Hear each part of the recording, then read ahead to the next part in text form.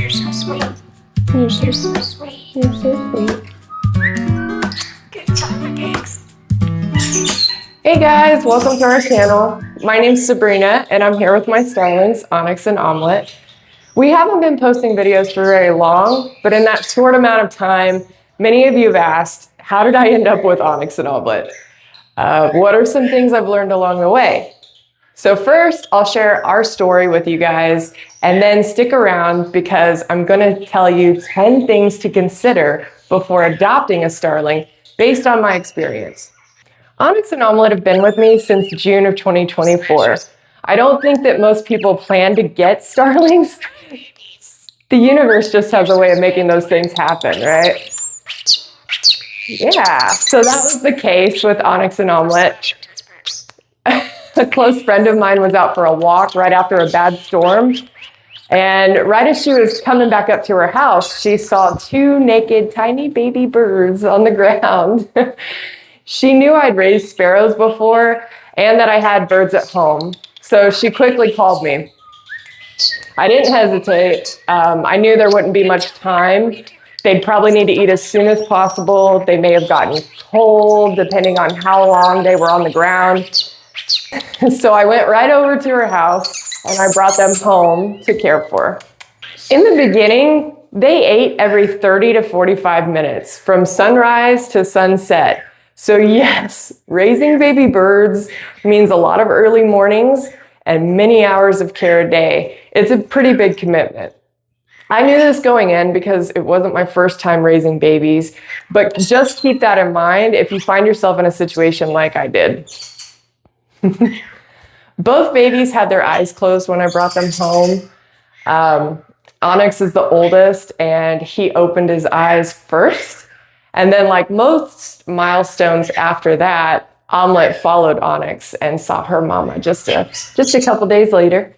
So within a few weeks, their feathers came in and they morphed into these active, curious, funny little kids. Starlings are so intelligent and they are exceptional little flyers. Like all starlings, Onyx and Omelette were flying all over the place. Really, quite a bit before they could even feed themselves, really.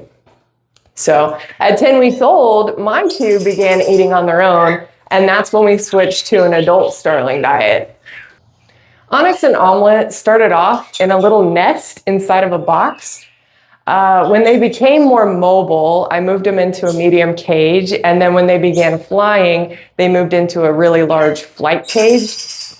We built that by combining two large cages together.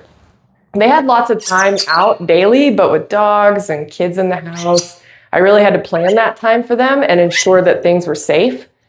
And then eventually my husband made a bird room for them, which is where we are now.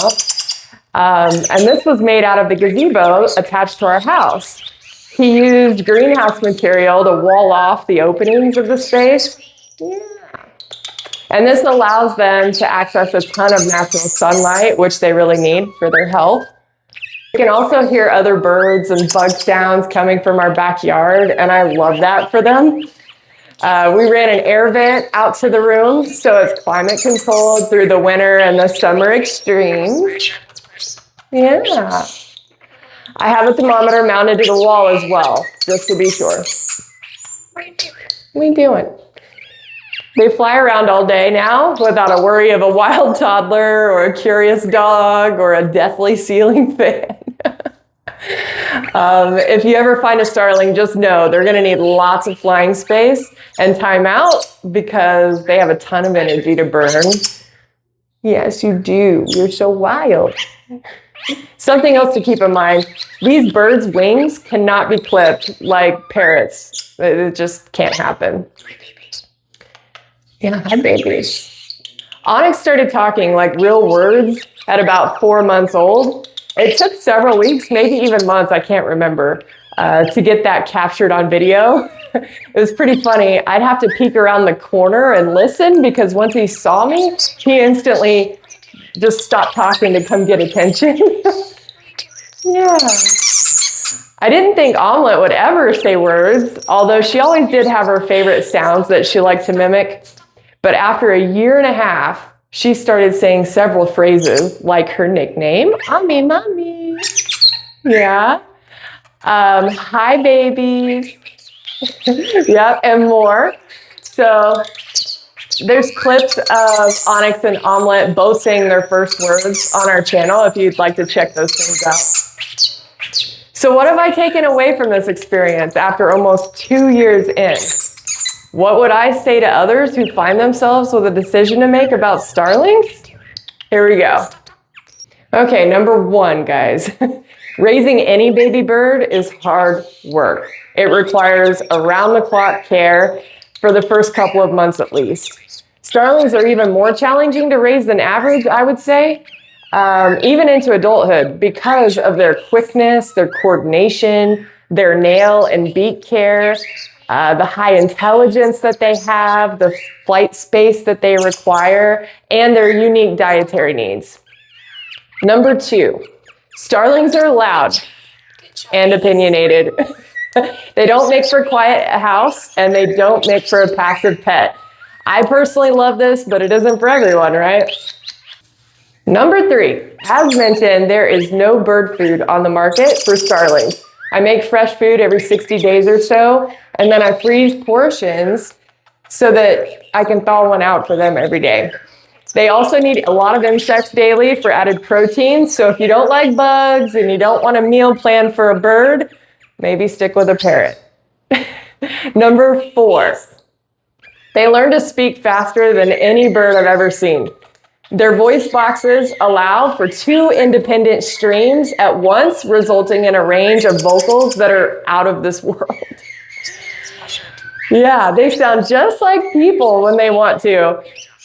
You're so sweet. And you never know what they're going to say next. Sometimes they can learn 3 to 5 words or new phrases all at once. Number 5, beak and nail trimming is required. There's no getting around it. Sandy perches, rough rocks, and spaces to dig, they all help, but you'll still need to trim. This is the hardest part about caring for them, in my personal opinion, and they don't like hands touching them on their bodies usually, even if they're bonded to a human like my pair. So catching them is what makes this hard. And then it takes 2 people to trim, 1 to hold the bird and 1 to work the nail clippers. A lot of vets don't offer these services for birds, but there are online groups and videos and instructions on proper starling beak trimming that you can check out. Number 6, Kisses. kisses. Starlings only molt once a year, but it takes about 100 days. So I kept wondering when my poor babies would get relief that first time. During molts, they get more quiet. Their little bodies undergo quite a bit. So make sure to give them vitamins during this time. And then their beaks also change from black to yellow through the seasons if they're getting the proper sunlight. So that's a good indication that they're getting the sunlight that they need. Number 7, starlings are very sweet. They love people when they're raised with people. They will talk to you about anything. They'll show gratitude, they'll learn tricks, they'll use tools, all to keep you and their active little minds happy. They can't bite because they have soft bills, but they can stab, so watch your eyes, especially with young starlings. Number 8, starlings can live up to 20 years in captivity with proper care. So think about that commitment before taking one in. Starlings can't be released once they've been raised alone in captivity. They simply won't survive in the wild after that. Yeah. Number 9, they need to bathe several times a day. Baths or fountains must be provided. They may still use their water bowls, but at least they're getting wet, right?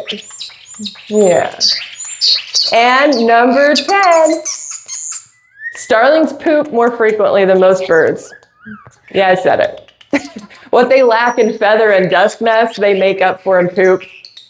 It's manageable even when they have a room to fly openly in like this, but you'll need to plan on lots of regular cleaning, place pads or newspaper down under their regular perching spots, things like that. If you guys like this video, please consider subscribing and following for more content. Yeah, we're currently on YouTube and TikTok for now. And you can search Onyx and Omelette to find us. Thanks, everyone. We'll see you next time.